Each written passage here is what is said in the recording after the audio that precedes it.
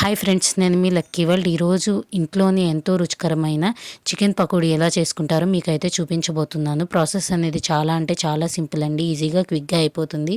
ముందుగా చికెన్ని చిన్న చిన్న పీసెస్గా అయితే కట్ చేసుకోవాలి. అందులో రుచికి సరిపడినంత ఉప్పు, రుచికి సరిపడినంత కారం అయితే వేసుకోవాలి. కారం యాడ్ చేసిన తర్వాత రుచికి సరిపడినంత గరం మసాలా పౌడర్ అయితే యాడ్ చేసుకోవాలండి. గరం మసాలా పౌడరు కొంచెం యాడ్ చేసుకుంటే సరిపోతుంది. గరం మసాలా పౌడర్ తర్వాత చికెన్ మసాలా అయితే యాడ్ చేసుకోవాలి. చికెన్ మసాలా కూడా యాడ్ చేసుకున్న తర్వాత కొంచెం ధనియాల పొడి అయితే యాడ్ చేసుకోవాలి. ధనియాల పొడి కూడా యాడ్ చేసుకున్న తర్వాత అల్లం వెల్లుల్లి పేస్ట్ అయితే యాడ్ చేసుకోవాలండి.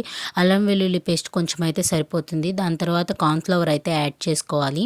కార్న్ఫ్లవర్తో పాటు మీకు నచ్చితే బియ్యపిండి, శనగపిండి కూడా యాడ్ చేసుకోవచ్చు. బట్ నేను బియ్యపిండి, శనగపిండి అయితే స్కిప్ చేసేసాను. తర్వాత ఒక ఎగ్ని బీట్ వేసుకొని వాటర్ అనేది వేయకుండా ఎగ్ యొక్క ఉంటుంది కదా లిక్విడ్, ఆ లిక్విడ్తోనే మనము మొత్తం చికెన్ పకోడీని మొత్తం కలిపేయాలండి.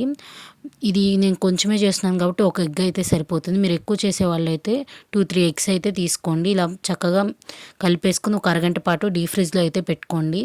అరగంట తర్వాత పొయ్యి వెలిగించి బాండీ పెట్టుకొని బాండీలో కొంచెం ఆయిల్ అయితే వేసుకోండి. ఆయిల్ హీట్ అయిన తర్వాత చికెన్ పకోడీని అయితే ఆయిల్లో వేసుకొని 1-2 సార్లు బాగా కలుపుకోవాలండి. దాన్ని బాగా ఎర్రగా కాలనివ్వాలి.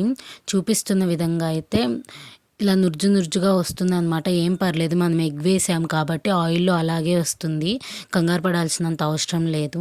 చికెన్ చూసారా రెడ్గా వస్తుంది. మీకు నచ్చితే ఫుడ్ కలర్ కూడా యాడ్ చేసుకోండి. నేనైతే స్కిప్ చేశాను. ఫుడ్ కలర్ లేకపోయినా ఫుడ్ కలర్ లాగా రెడ్గా అయితే వచ్చింది. చికెన్ పకోడీ మొత్తం అయిపోయిన తర్వాత కొంచెం కరివేపాకు, కొన్ని జీడిపప్పు అయితే వేపుకొని అందులో వేసుకోండి. ఎంతో రుచికరమైన చికెన్ పకోడీ అయితే రెడీ అవుతుంది. Thanks for watching.